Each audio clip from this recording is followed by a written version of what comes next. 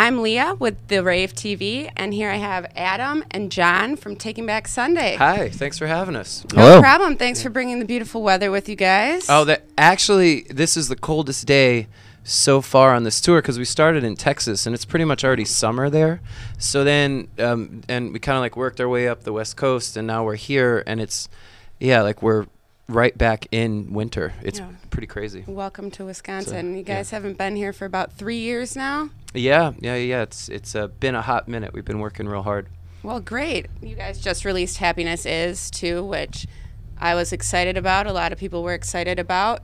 Yes. I understand it's your first album not being on a major label with Warner Brothers. Yeah. There's, as it turns out, Warner Brothers is only interested in bands that sell records. So we,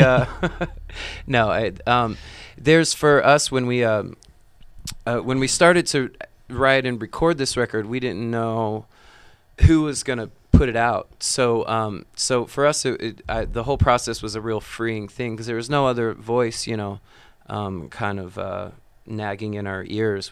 And then once we were about halfway done with the recording, that's when we found our new home at Hopeless. Well, that's great. No voices besides the creepy woods people up in West Virginia where you guys recorded? Yeah. Came up with the music? Yeah.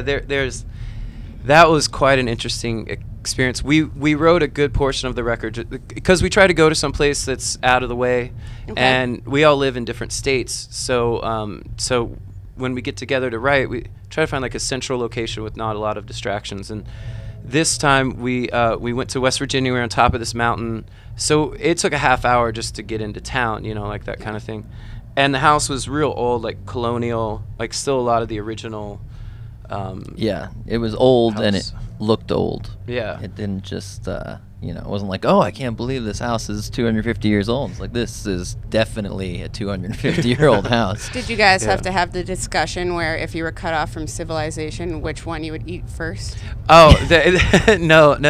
It almost got to that point, but we, like, when cabin fever started to set in. Yeah, we did have to have the discussion a few times about whether or not we were going to stay as long as we had planned to stay. Yeah. A bunch of people woke up with mice in their bed. Not just mice around. There was like they woke up like a mouse on their chest. Yeah. And that didn't happen to me, luckily. But yeah, then every day someone would come down and have a mouse story, and they're like, "I can't do this anymore. I've got to leave." It's like a third world country. Yeah, just on top of a mountain. But from the sounds of the album, it sounds like it came together great. Yeah, well, it was actually really productive in West Virginia. As weird as it was, we probably wrote like 6 or 7 songs in less than 2 weeks, I think. Yeah. And a lot of them made it all the way to the record. Yeah. And the songs actually take on a different tone as you're in a committed relationship. You're married with a kid, so the internet told me. Oh, yeah. And it looks like you're married as well. So I am, a yes. lot of them are about, or it seems to be about relationships. And one of my favorites is It Takes More, where is that more about how your marriage takes more, or how about any relationship takes more? Or like, I just think it's more about just as you grow older and take on more responsibility, you don't quite experience things the same way you did when you were, say like in like your early 20s. Like it's just because it, or like it takes of anything you're doing, it takes a little bit more like focus or a little more feeling to have the same feeling as when you first experienced it. Makes sense. So do you guys plan on ever playing the We Love Our Pets song live? There's from Yo Gabba Gabba. No, like there's actually they do like a tour and there was twice to like where American Idol but with puppets, right? Yeah.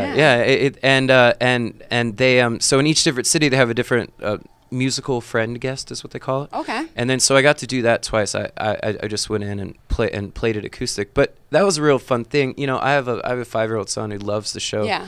And then so for him, like I just thought that was a really cool thing that we got to do, and then he got to see us on his favorite show, so it's pretty cool. Nice.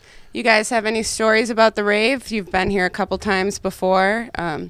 Well, for there's I think one of my favorite parts is just the creepy pool that's downstairs. Yeah. That's we were in there playing our guitars earlier because it sounds insane, and so there's like in the studio you would have to affect your instrument so much just to get that same sound you get just standing in that room. But I also remember going up to the roof once. That was pretty crazy. Oh, I'd like to do that. I've never done that. Yeah, I bet we could do it after this. Tonight might be your night. Howling winds, freezing rain. Yeah. Nothing more romantic was ever thought up. Yeah. Well, thanks for your time today, you guys. Looking forward to the show tonight. Thank you very much. And thank you. This was Leah with the Rave TV.